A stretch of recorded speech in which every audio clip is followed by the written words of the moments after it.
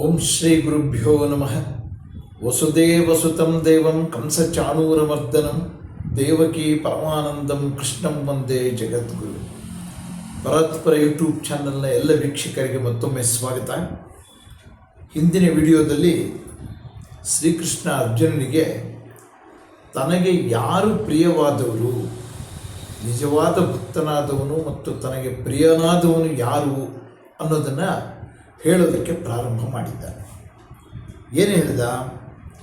ಯಾರು ಸಕಲ ಪ್ರಾಣಿಗಳಲ್ಲೂ ಯಾವುದೇ ದ್ವೇಷವಿಲ್ಲದೆ ಅತ್ಯಂತ ವಿಶ್ವಾಸದಿಂದ ಇರ್ತಾರೋ, ಎಲ್ಲರನ್ನೂ ಮಿತ್ರರಂತೆ ಕಾಣ್ತಾರೋ, ಕರುಣೆಯುಳ್ಳವರಾಗಿರ್ತಾರೋ, ಮಮಕಾರವುಳ್ಳವರಾಗಿರ್ತಾರೋ, ಕ್ರಿಯಾಶೀಲನಾಗಿರ್ತಾರೋ, ಕ್ಷಮೆಯನ್ನುಳ್ಳವನಾಗಿರ್ತಾರೋ, ಸಹನಾಶೀಲರಾಗಿರ್ತಾರೋ, ಅವರು ನನಗೆ ನಿಜವಾದ ಭಕ್ತರು ಮತ್ತು ಅವರು ನನಗೆ ಅತ್ಯಂತ ಪ್ರಿಯವಾದವರು ಅಂತ ಹೇಳಿದ. ಅದೇ ರೀತಿಯ ವಿಷಯವನ್ನು ಪುನಃ ಮುಂದುವರೆದು 15 ಮತ್ತು 16ನೇ ಶ್ಲೋಕಗಳಲ್ಲಿ ಭಗವಂತ ಹೇಳ್ತಾ ಇದ್ದಾನೆ.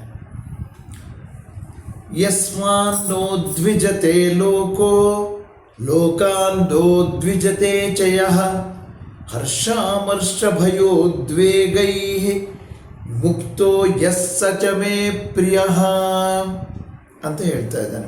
ಮುಂದುವರೆದು ಯಾರಿಂದ ಲೋಕಕ್ಕೆ ಕೆಡುಕು ಅನ್ನೋದಿಲ್ವೋ, ಅಥವಾ ಯಾರು ಲೋಕದಿಂದ ವ್ಯಥೆಗೆ ಒಳಗಾಗೋದಿಲ್ವೋ ಅಥವಾ ಕೆಡುಕಿಗೆ ಒಳಗಾಗೋದಿಲ್ವೋ, ಮತ್ತು ಯಾರಿಗೆ ಹರ್ಷ, ಅಸಹನೆ, ಉದ್ವೇಗಗಳಿಲ್ವೋ ಅವನು ನನಗೆ ನಿಜವಾದ ಪ್ರಿಯ ಆದವನು, ಅವನು ನನಗೆ ಪ್ರಿಯವಾದವನು ಅಂತ ಹೇಳ್ತಾ ಇದ್ದಾನೆ.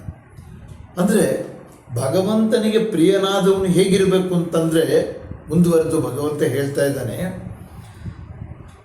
ಇತರರ ಮೇಲೆ ತನ್ನ ಇಚ್ಛೆಯಂತೆ ನಡಿಬೇಕು ಅಂತ ಹೇರಕ್ಕೆ ಹೋಗಲ್ಲ, ಅಥವಾ ಬೇರೆಯವರು ತನಗೆ ಏನೇ ಬೆದರಿಕೆಯನ್ನು ಒಡ್ಡಿದ್ರು, ಯಾವುದನ್ನೇ ಅವನ ಮೇಲೆ ಹೇರಿದರೂ ಕೂಡ ಅದಕ್ಕೆ ಅವನು ಬಗ್ಗೋದಿಲ್ಲ, ಅದನ್ನು ಅವನು ತಿರಸ್ಕರಿಸ್ತಾನೆ. ಮತ್ತು ಅವನಲ್ಲಿ ಹರ್ಷ, ಅಸಹನೆ, ಉದ್ವೇಗ ಇವ್ಯಾವುದೂ ಇರಲ್ಲ, ಅವನು ನನಗೆ ಪ್ರಿಯವಾದವನು ಅಂತ ಹೇಳ್ತಾ ಇದ್ದಾನೆ ಭಗವಂತ. ಅತೀವವಾದಂಥ ಹರ್ಷವನ್ನು ವ್ಯಕ್ತಪಡಿಸೋದು ಅಥವಾ ಅತೀವವಾದಂಥ ಅಸಹನೆಯನ್ನು ವ್ಯಕ್ತಪಡಿಸೋದು, ಉದ್ವೇಗವನ್ನು ವ್ಯಕ್ತಪಡಿಸೋದು ಇದು ನಿಜವಾದ ಭಕ್ತನ ಲಕ್ಷಣ ಅಲ್ಲ. ಆದ್ದರಿಂದ ಅವರು ಭಗವಂತನಿಗೆ ಪ್ರಿಯವಾದವರಾಗಲ್ಲ. ಅವ್ಯಾವನ್ನೂ ಇಲ್ಲದೆ ಇರ್ತಕ್ಕಂಥವು, ಯಾವುಕ್ಕೂ ಹೆಚ್ಚು ಒಳಗಾಗದೇ ಇರ್ತಕ್ಕಂಥವರು ಭಗವಂತನಿಗೆ ಪ್ರಿಯವಾದವರು ಅಂತ ಹೇಳ್ತಿದ್ದಾರೆ. ಮತ್ತೆ ಮುಂದುವರೆದು ಅನಪೇಕ್ಷಶ್ಚುಚಿರ್ದಕ್ಷಃ ಉದಾಸೀನೋ ಗತವ್ಯಥಃ ಸರ್ವಾರಂಭ ಪರಿತ್ಯಾಗಿ ಯೋ ಮದ್ಭಕ್ತ ಸಮೇ ಪ್ರಿಯ ಅಂತ ಹೇಳ್ತಾ ಇದ್ದಾನೆ. ಅಂದರೆ ಅಪೇಕ್ಷೆ ಇಲ್ಲದೆ ಇರ್ತಕ್ಕಂಥವ್ರು, ಯಾವುದ್ರ ಬಗ್ಗೆನೂ ಅಪೇಕ್ಷೆ ಇಟ್ಕೊಳ್ಬಾರ್ದು. ನೋಡಿ, ಭಗವಂತನಿಗೆ ಪ್ರಿಯವಾದವನು ಅಥವಾ ನಿಜವಾದ ಭಕ್ತ ಎಷ್ಟು ಸರಳವಾಗಿರಬೇಕು, ಎಷ್ಟು ಆಡಂಬರರಹಿತವಾಗಿರಬೇಕು, ಎಷ್ಟು ಜನಗಳಲ್ಲಿ ಯಾವ ರೀತಿಯಲ್ಲಿ ಅವನು ವರ್ತನೆ ಮಾಡಬೇಕು ಅನ್ನುವಂಥದ್ದನ್ನು ಬಿಡಿಸಿ ಬಿಡಿಸಿ ಹೇಳ್ತಾ ಇದ್ದಾನೆ ಭಗವಂತ. ಅವನಿಗೆ ಅಪೇಕ್ಷೆಗಳ್ಯಾವುದೂ ಇರಬಾರ್ದು.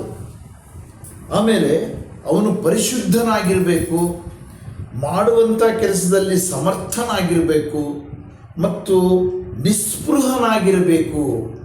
ನಿಸ್ಪೃಹತೆ ಮತ್ತು ಉದಾಸೀನ ಮನೋಭಾವ ಅಂದರೆ ಯಾವುದ್ರ ಬಗ್ಗೆನೂ ಕೂಡ ಅವನು ಆಸಕ್ತಿಯನ್ನು ತೋರಿಸೋದಕ್ಕೆ ಹೋಗಬಾರ್ದು.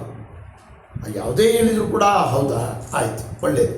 ಉದಾಸೀನ ಮನೋಭಾವ ಮತ್ತು ಅವನು ಪರಿತ್ಯಾಗಿ, ಯಾವುದನ್ನೇ ಆಗಲಿ ತ್ಯಾಗ ಮಾಡೋದಕ್ಕೆ ಅವನು ಸಿದ್ಧನಾಗಿರಬೇಕು.